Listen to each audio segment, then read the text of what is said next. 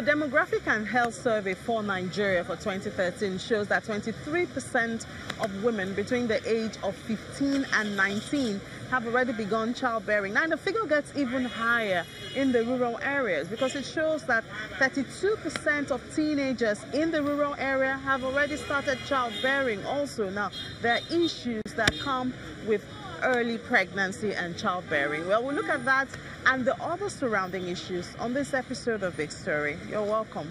I'm Ini JOHN-MEKWA.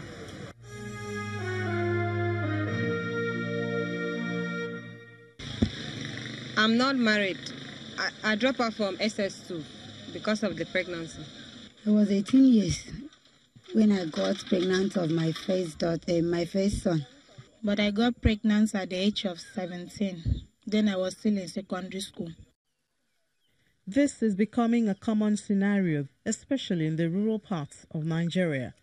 The World Health Organization statistics reveal that 95% of births to mothers in the less than 20 age group occur in low to middle income countries, with the highest rates occurring in sub-Saharan Africa, while approximately 11% of births worldwide occur to mothers aged 15 to 19.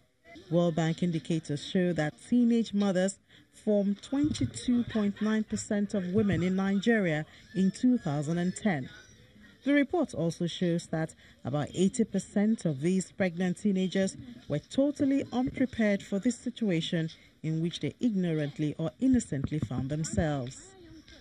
Their parents didn't tell them anything about sexual education and all of that. So, of course, they have no way of knowing. And then alcoholism is one where girls, parties, you're given something to take and then you're abused afterwards. Rape also is another reason why we have this teenage pregnancy. Also, drug abuse. Another one that is really very, very touching is the one of neglect from children that come from separated homes. Some parents don't even know what their children are. So because the children don't have love, don't feel love from their parents, of course, you know, whatever happens to them outside becomes an issue. And so some of them in those cases have found themselves pregnant.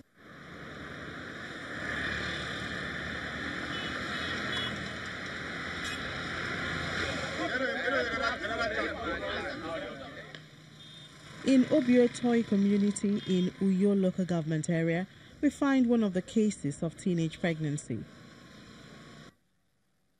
From the roof of the one-room apartment, which is the home of 21-year-old ABASIEKEME Benson, mother of 2 children, and the father of the children, 25-year-old Samuel James, it's obvious that living here is not a comfortable experience.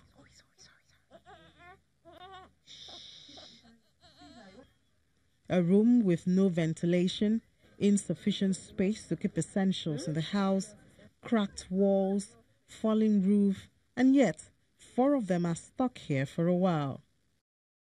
ABASIEKEME had her first child when she was 19 and the second a year and a half later, but this is not how she envisaged her life.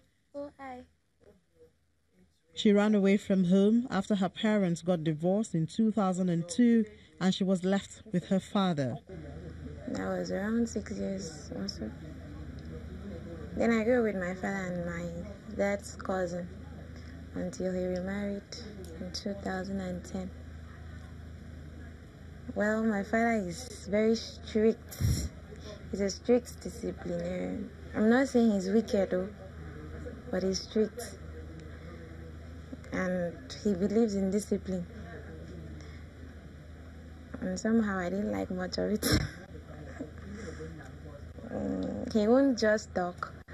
He'll beat me with everything from belt to whatever comes into his hands.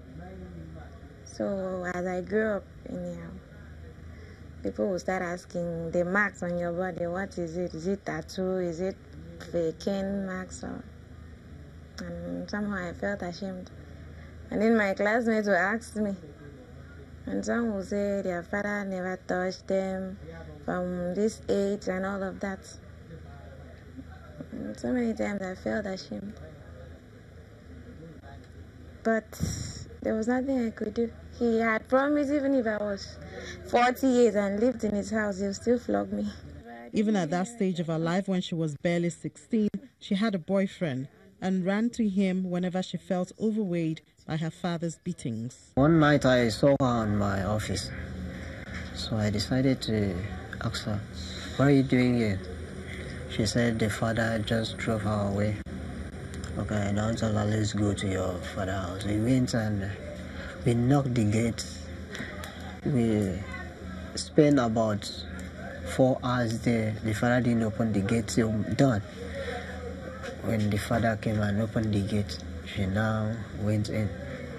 So the next month, I saw her again. I said, "What's happened?" She says, "The father." I said, "What happened? What is it with your father?" So he said the father just drove her away. I said, "Okay, since there's no problem." So I need to consult the pastor and other people so that they will talk to your father. So I went and did that. They talked to the father, and the father just freed her in. ABASIEKEME says she endured her father's beatings until she was done with secondary school, after which she left home to live with Samuel.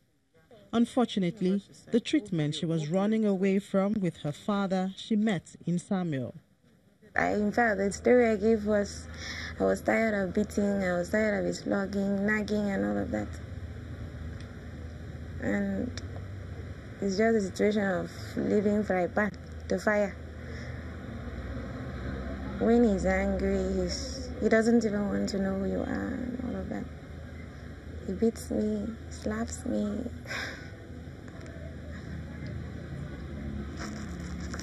Well, when he's happy anyway, it's another story. He's fond of calling me names.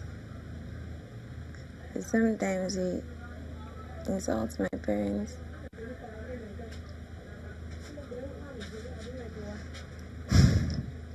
There are times of anger.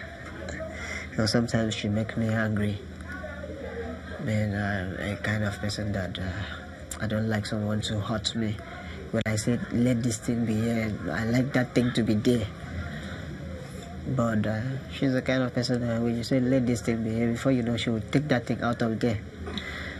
Since I'm a quick-tempered person, so, and I can't control my anger, I'll just raise my hand a little bit on her.